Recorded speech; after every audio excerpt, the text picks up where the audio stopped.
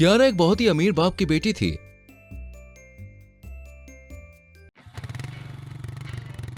वो हर महीने मौसम की तरह अपने बॉयफ्रेंड्स बदला करती थी।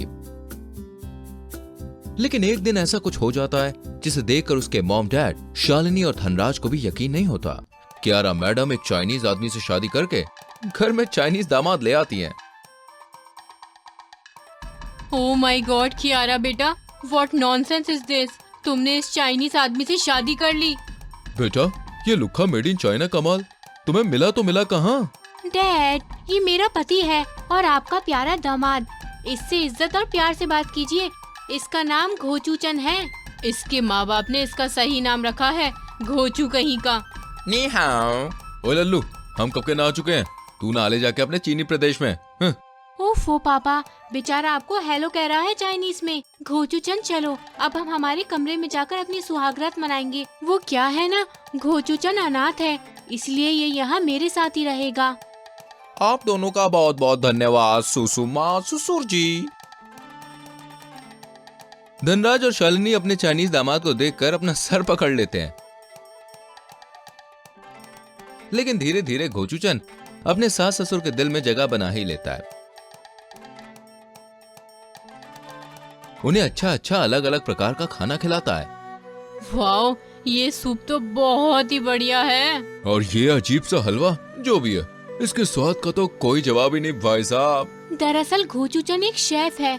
सच कहूँ तो पहली बार मैं भी इसके हाथ का अनोखा खाना खाकर इस पे फिदा हो गई थी। क्यों जानू? यस जाने मन, बस मैं जब खाना बनाते हैं तभी कोई मेरे आसपास नहीं आती, क्योंकि नजर लगती ना। घोचूचन जब भी खाना बनाता तभी रसोई का दरवाजा बंद कर लेता ताकि उसके खाने को नजर ना लगे और उसके हाथ के बने खाने की रेसिपी किसी को पता ना चले। वहीं शालिनी, धनराज और कियारा उसके खाने के दीवाने हो चुके थे। रात में दोनों भरपेट खाना खाकर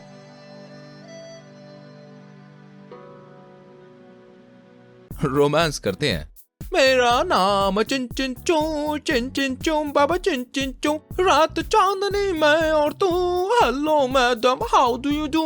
मेरी जा, मेरी जा, मेरी जा, आई है जो रात नशीली, इसकी हर एक बात नशीली, तू भी हाँ कर ले नशा। मेरी जा, मेरी जा, मेरी जा। Baby I love you so much. आज मैं एक नहीं 100 पपिया लूंगा, वो भी तुम्हारे पूरे बदन पे। Oh I love it baby, come on let's start. दोनों और भी करीब आते हैं कि तभी अचानक से कियारा को घोचूचन के कपड़ों से मरे हुए चूहे की बदबू आती है।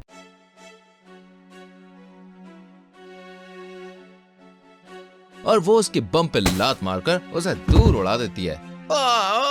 सूझ गया मेरा पिछवाड़ा। छी, तुम्हारे कपड़ों से मरे हुए चूहे की खतरनाक बदबू आ रही है। कौन से गटर में नहा के गए थे तुम आज, बोलो? क्या पता baby, I am so sorry. मैं अभी शर्ट बदल के आता हूँ और रूम में राचो मेरा मतलब चारों तरफ एयर फ्रेशनर छिड़कता हूँ। धीरे धीरे करके दिन बीत जाते हैं। ऐसे ही एक दिन शालिनी की दोस्त राइमा एक रात घोचूचन को देर रात सड़क पर चूहे पकड़ने का पिंजरा, चमगादड़ पकड़ने का नेट और लिजार्ड और कॉकरोच ट्रैपर लेकर पकड़ते हुए देखती है। और वो ये सारी बातें अगले दिन शालिनी को आके बताती है।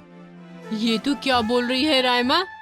हाँ हाँ शालिनी, मेरी बात पर यकीन कर, मैंने तेरे दामाद को कल रात को अपनी आंखों से देखा है।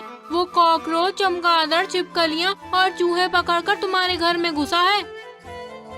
शालिनी को राइमा की बात सुनकर घोचूचन पर शक हो जाता है और वो उस दिन रसोई की खिड़की से झांक कर घोचूचन को खाना बनाते हुए देखती है। घोचूचन चूहे का सूप, कॉकरोच की चटनी, चमगादड़ की सब्जी और छिपकली का पुलाव बना रहा होता है। ये देखकर शालिनी बहुत घबरा जाती है। तभी मोहल्ले का न्यूज़पेपर वाला न्यूज़पेपर देकर जाता है।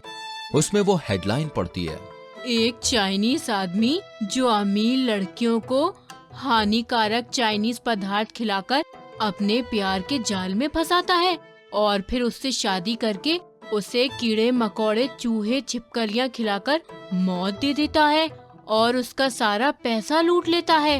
हे भगवान, इसका मतलब ये घोचूचन एक क्रिमिनल है और हमारे पेट में चूहे, छिपकली और चमगादड़ है। यो!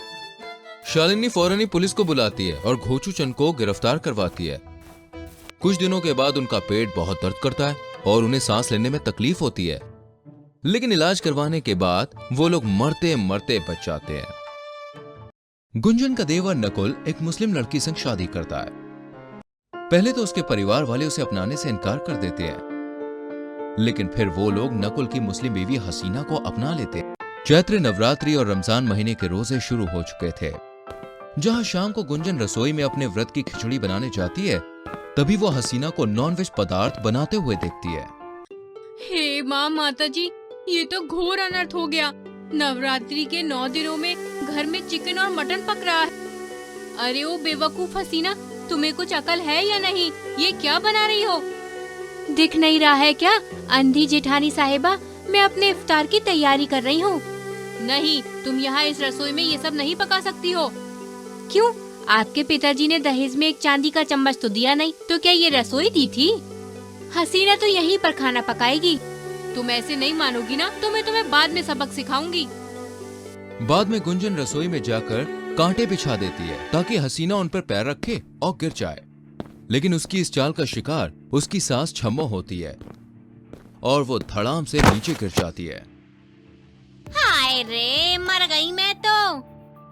शिट यार, माँ जी आप भी ना हमेशा गलत टाइम पर ही बिजली की तरह कड़क पड़ती हो। ये चाल मैंने हसीना के लिए चली थी। तभी छम्मो गुंजन को एक जोरदार थप्पड़ लगा देती है और गुंजन सीधा जमीन पे गिरती है। माँ जी, मेरा थोपड़ा क्यों लाल कर दिया? अरे कलमुही, तू तो बड़ी है उस मुस्लिम लड़की से। तेरे नवरात्रे चल रहे हैं और तू ये सब कर रही है। उसे जो करना है करने देना, तू अपना मन साफ रख। गुंजन और हसीना दोनों के बीच रोज कोल्ड वॉर होता ही रहता है। ऐसा एक भी दिन नहीं जाता जब दोनों के बीच कोई खटपट ना हो। गुंजन और हसीना दोनों रसोई को लेकर इतना झगड़ती है कि आखिरकार छम्मो उन दोनों की रसोई का बंटवारा कर देती है। शुक्र अल्लाह, अब मैं चैन और सब्र से अपनी इफ्तारी और सहरी कर पाऊंगी। हाँ, जय माता दी। अब मैं आराम से अपने व्रत का भोग प्रसाद और खाना बना सकती हूँ और अब मेरी रसोई को अपवित्र करने वाली कोई बुरी शक्ति नहीं है। हाँ। हसीना ये दीवार के उस पार सुन लेती है और वो तभी गुंजन की रसोई के दरवाजे पर तेल फैलाती है, जिससे गुंजन मुंह के बल गिरती है और उसकी नाक चपटी हो जाती है। नहीं, क्या कहा था? बुरी शक्ति ना? अब इस बुरी शक्ति का प्रभाव देखो जेठानी जी। अरे, आपकी नाक कट गई है क्या? या है ही नहीं? तेरी तो। अब रसोई का बंटवारा होने के बाद भी गुंजन को हसीना के नॉनवेज खाने की बू अपनी रसोई की खिड़की तक आ ही जाती है, जिससे परेशान होकर वो उसके पास जाकर हंगामा करती है। अरे ओ बरकत वाली चुड़ैल, रसोई का बंटवारा होने के बाद भी मेरी खिचड़ी तक तेरे इस अपवित्र खाने की बू आती है। तू और देवर जी यहाँ से चले क्यों नहीं जाते? जेठानी जी, दुनिया इधर की उधर हो जाए, लेकिन मैं कहीं नहीं जाऊंगी और ना ही मेरा शौहर। अगर आपको बू की इतनी ही तकलीफ है तो आप अपनी खिड़की बंद करके घुट घुट के रहा करो, वरना कपड़े सुखाने वाला चिमटा अपनी नाक पर लगा लो।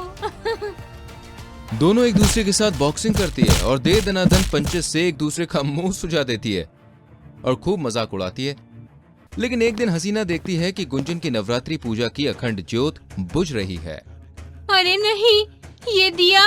हसीना अखंड ज्योत को बुझने से पहले ही बचा लेती है। वहीं उसी वक्त गुंजन भी हसीना की कुरान शरीफ गिरने से बचा लेती है।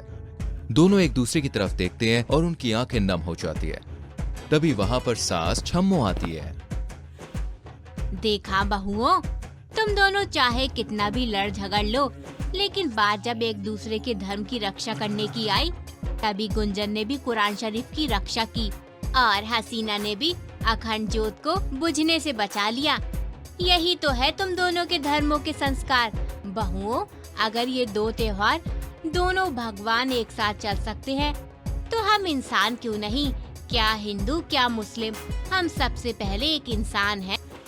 दोनों देवरानी जेठानी की आंखें इसके बाद खुल जाती है और वो दोनों एक दूसरे के गले लग जाती है और उस दिन के बाद से दोनों एक दूसरे के धर्म का सम्मान करती हैं और दोनों धर्म का त्योहार बड़े ही धूमधाम से घर में मनाया जाता है।